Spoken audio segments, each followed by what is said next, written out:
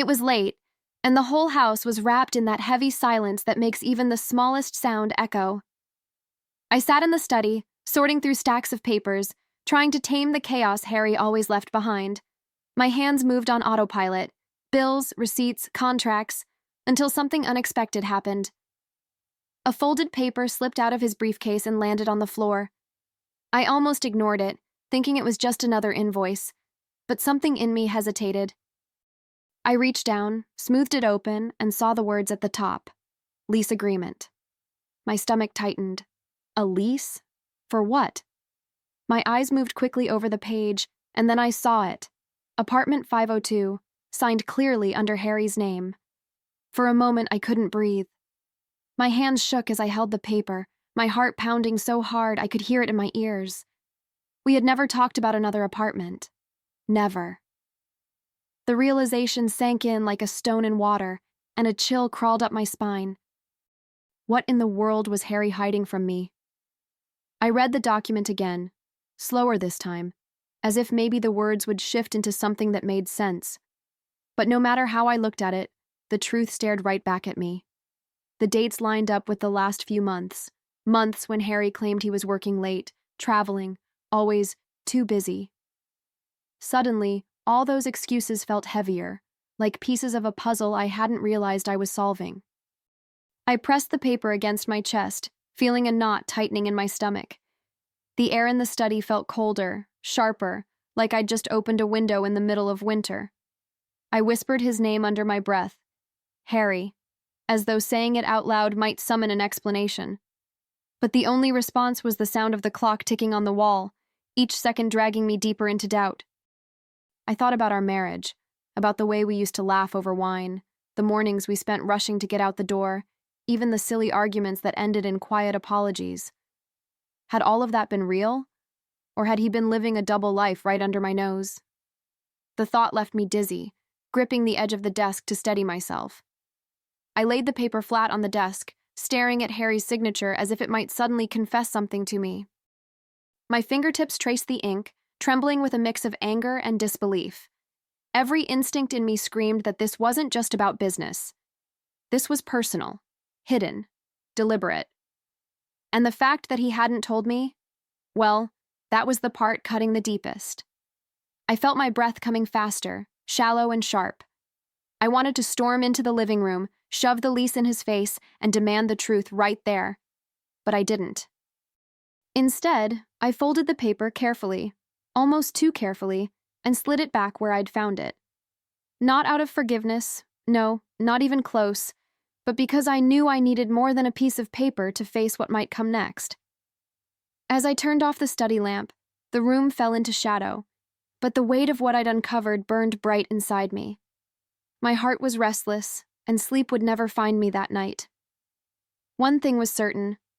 Tomorrow, at dinner, I'd have to ask him. And I needed to see how he would answer when his own lies stared back at him. The next evening, I set the dinner table with steady hands, though inside I was anything but calm. The clink of silverware against porcelain sounded louder than usual, almost mocking my effort to act normal.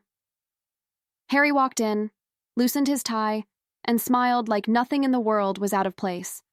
My pulse quickened as I placed his plate down, rehearsing the words in my head. When he finally sat across from me, I decided not to waste time. Harry, I said, trying to sound casual. Funny thing, I found a paper in your bag today. Something about an apartment lease. I watched closely as his fork froze mid-air before he forced out a laugh that didn't quite reach his eyes. His throat tightened as he swallowed. Oh, that? He said, brushing it off with a wave of his hand.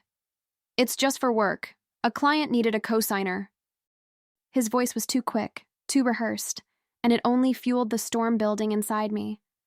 I leaned back slightly, narrowing my eyes, refusing to let his excuse land so easily. Strange, I answered softly. Your signature looked a lot more like a tenant's than a cosigner's.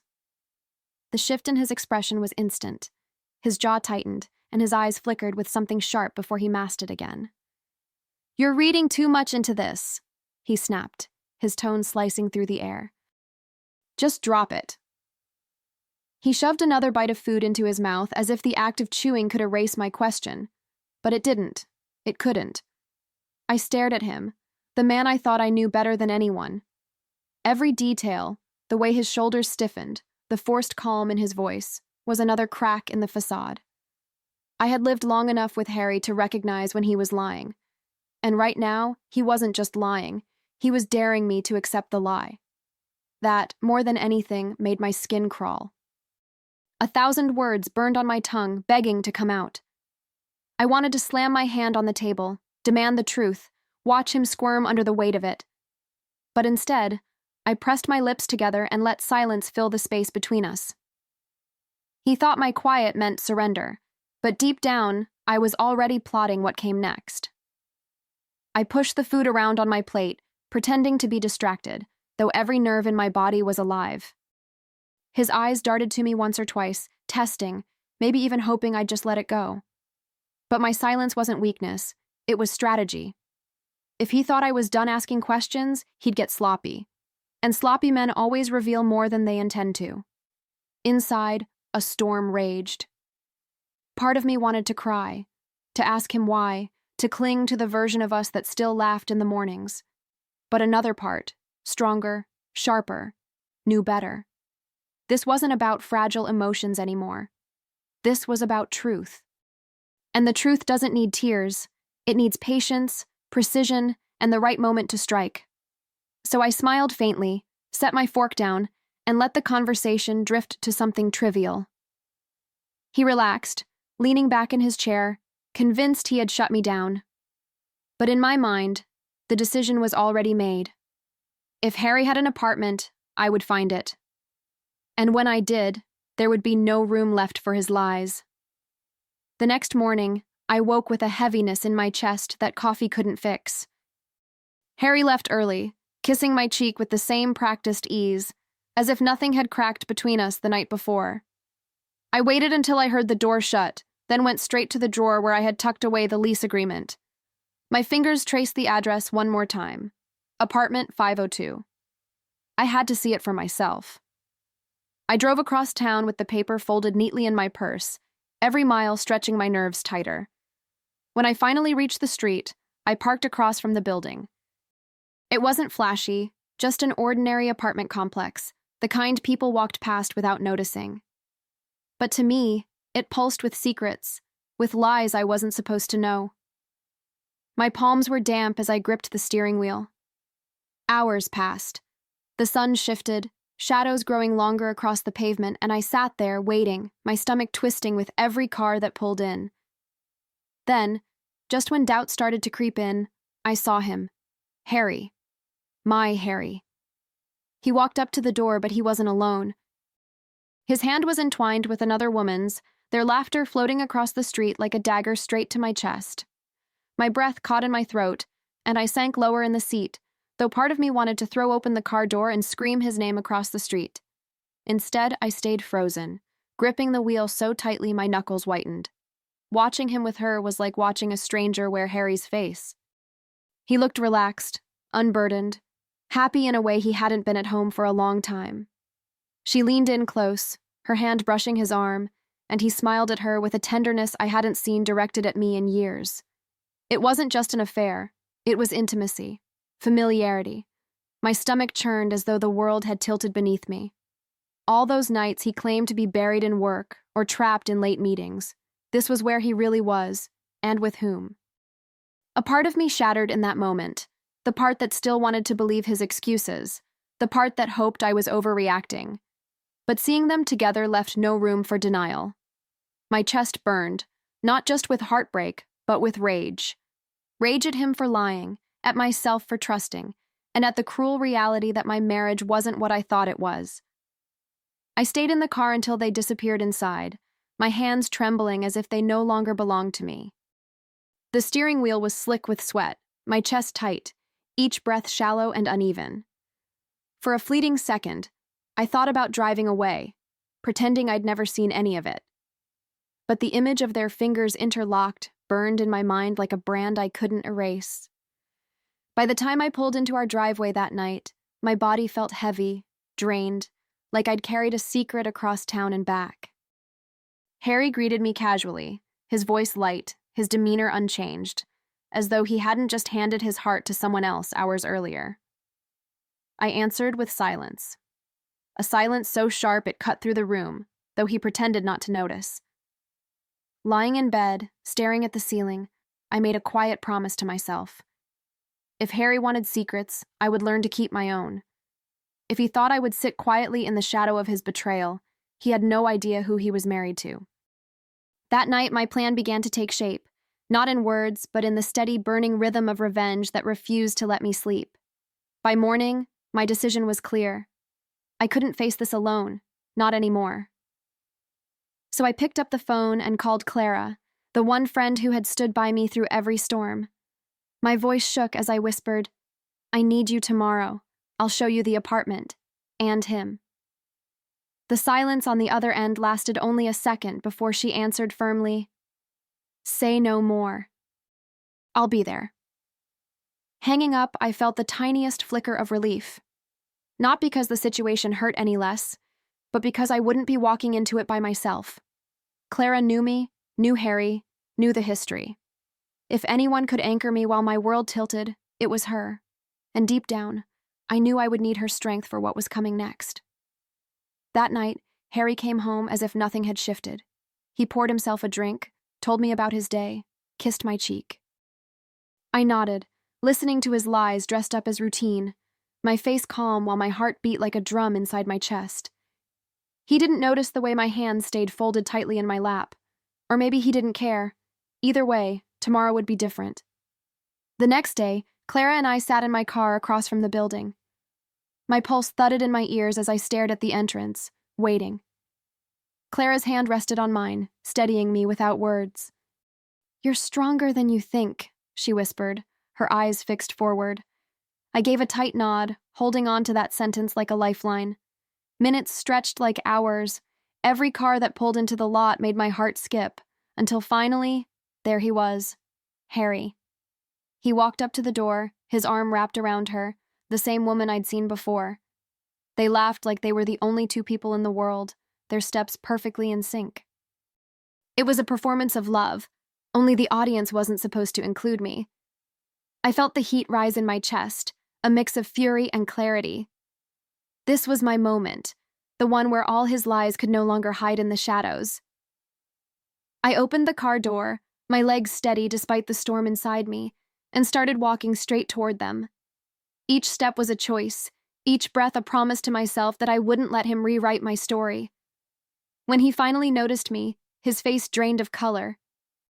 "Isabella," he blurted, his voice cracking with panic. He stepped forward as if to shield her, but I held my ground, eyes fixed on his. "Enjoying your new apartment, Harry?" The words came out cold, steady, sharper than I thought possible. For once, he was the one scrambling for excuses. "It's not what it looks like," he started, his hands raised in surrender. But before he could finish, she cut him off with a roll of her eyes. "Oh, so this is the wife you said was too fragile to leave?" she sneered, her arm still clinging to him. My stomach twisted at her words, but the sting quickly gave way to a surge of power. Now I knew exactly what he told her. I let a bitter smile curl across my lips, not saying another word. My silence was louder than any accusation, and Harry knew it. He shifted nervously, trapped between the life he lied about and the one he had betrayed. In that moment, I didn't need to scream or cry. I just needed to remember this scene, brand it into my mind, because tomorrow I'd begin taking everything back, piece by piece. Back home, the silence felt heavier than ever, but I wasn't broken. I was steady, almost eerily calm, like a storm that had already decided where to strike. I gathered everything, copies of the lease, photos of Harry with her, bank statements that showed money funneled out of our joint account. Each document was another weapon, neatly stacked and ready. When he walked through the door that night, I was waiting at the table. He loosened his tie, expecting dinner, expecting routine. Instead, I slid the papers across the wood, my eyes never leaving his. "Here are the divorce papers," I said quietly, almost gently. His face twisted in confusion. Then horror, as he saw the evidence staring back at him. "You can't do this!" he barked, his voice rising, his fists clenched at his sides. But I stayed seated, unshaken.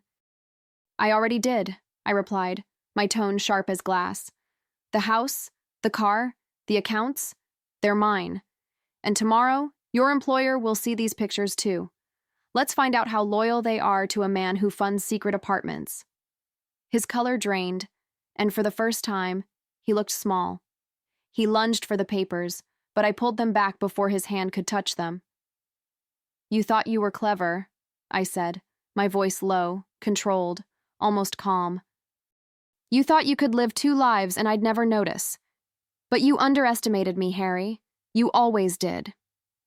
His eyes darted wildly, searching for some way to spin this, but there was nowhere left to run. "Isabella, please," he stammered, his anger collapsing into desperation. "We can fix this. I'll end it with her. The words died on his tongue when he realized I wasn't moved. Not even a flicker of softness crossed my face. For years I had bent, compromised, believed his half-truths. But now, his pleas sounded as hollow as the excuses he had whispered night after night. I stood slowly, my chair scraping against the floor, and looked down at him. "You already ended it, Harry," I told him. "Not with her, with me, with us." He swallowed hard, his jaw tight, but the bravado was gone. I could see it in his eyes, the moment he realized he hadn't just lost control. He had lost everything, and that was exactly what I wanted him to feel. Harry slumped into the chair across from me, his hands clutching at nothing, as if the right words might still save him. But there was no saving left to be done. I gathered the stack of documents, tapping them neatly into order, each page proof of how far he'd gone to betray me, and how far I was willing to go to take it all back. "You built a life on lies," I said evenly, sliding the divorce papers toward him once more. "And now those lies cost you everything. The house, the car, the accounts, even your reputation. I'll make sure the people who sign your paycheck know exactly what kind of man they're paying." His face paled, and for once, he didn't argue. The silence was louder than any confession. I straightened my shoulders, a weight lifting as I turned toward the door. He sat there, hollow, watching me walk away, but I didn't look back. For years, I had been the one left waiting, questioning, doubting. Now he would be the one sitting in silence, surrounded by the wreckage of his own choices, and finally, I was free to write the ending myself. Months later, I found myself sitting in a cafe just down the street from that apartment, the one that used to haunt my thoughts. This time, though, I wasn't hiding in my car or holding my breath. I was simply there, sipping coffee, the sunlight warm on my face, the noise of clinking cups and soft laughter swirling around me like background music. For the first time in years, I felt weightless. Clara slid into the seat across from me, her smile wide, her eyes bright with that unshakable loyalty only a true friend carries. "You look lighter," she teased, leaning her chin on her hand. "Almost happy." I couldn't help but laugh, a sound that came easier than I expected. Happiness. It wasn't just a word anymore. It was mine. I reached into my bag and pulled out the finalized divorce settlement papers, setting them on the table like proof of survival. "Because I am," I said, my voice steady, sure. The woman who once trembled with doubt and fear was gone. What sat here now was someone who had faced the worst, walked through fire and come out stronger. And I had no intention of looking back. Clara leaned forward, her hand brushing mine, her voice soft but firm. "You know, I never doubted you'd come out stronger. You've always had that fire, even when you didn't see it yourself." Her words settled over me like a balm, soothing but also reminding me of the strength I had clawed back piece by piece. For the first time, I believed her. I took a slow sip of my coffee, savoring its warmth, letting it anchor me in this new reality. The past still lived somewhere behind me, but it no longer dictated the rhythm of my days. I wasn't Harry's wife anymore. I wasn't the woman who waited in silence, who whispered questions to empty rooms. I was just me, and for the first time that was enough. The apartment that once symbolized betrayal now felt irrelevant, just another address in a city full of strangers. What mattered was here, now, this moment where I felt my lungs fill freely, my heart beat without fear. Revenge had been necessary, yes, but freedom. Freedom was the gift I hadn't expected, and I intended to cherish every second of it. I looked at Clara, then down at the papers on the table, and felt a steady calm settle into me.